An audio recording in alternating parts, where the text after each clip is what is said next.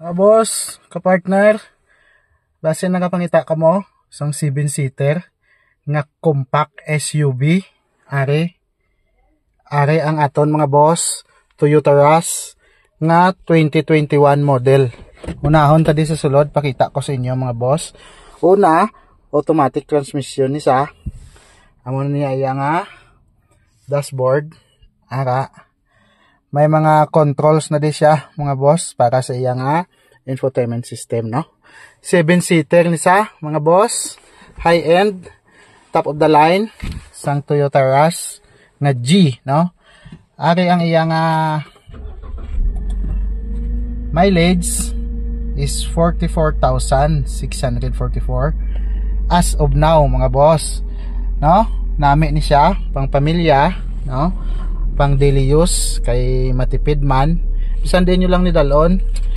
Ara ang iya likod mga boss, may dual aircon ni siya, may aircon di siya, pag may aircon man di siya, no?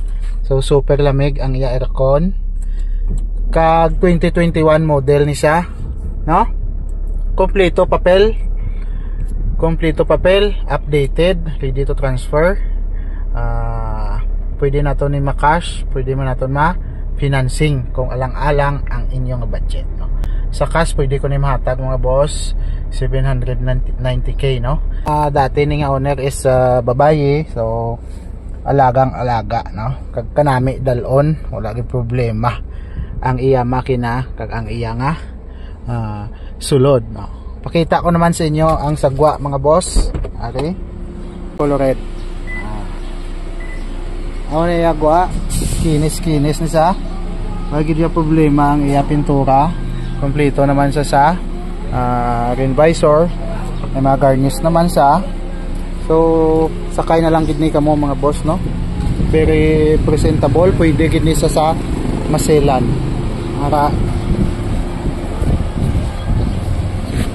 Gwapo ang iya po mga boss, no?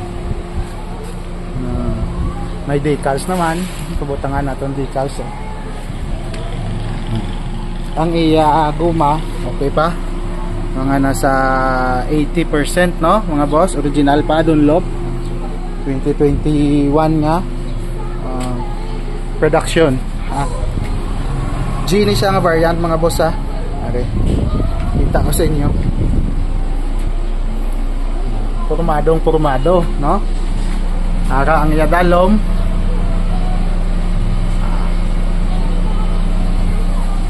Oh, bago andag mga boss, gatubi-tubi pa, oh. Oh, pwede man ni siya kung alang-alang pagid ang inyong budget, willing man ako mag-swap, no?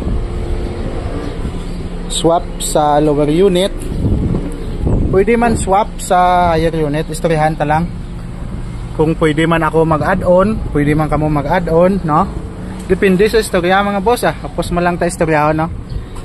So mag-message lang kamo kung nagustuhan nyo na yung aton nga Toyota Rush nga 2021 nga G nga automatic transmission.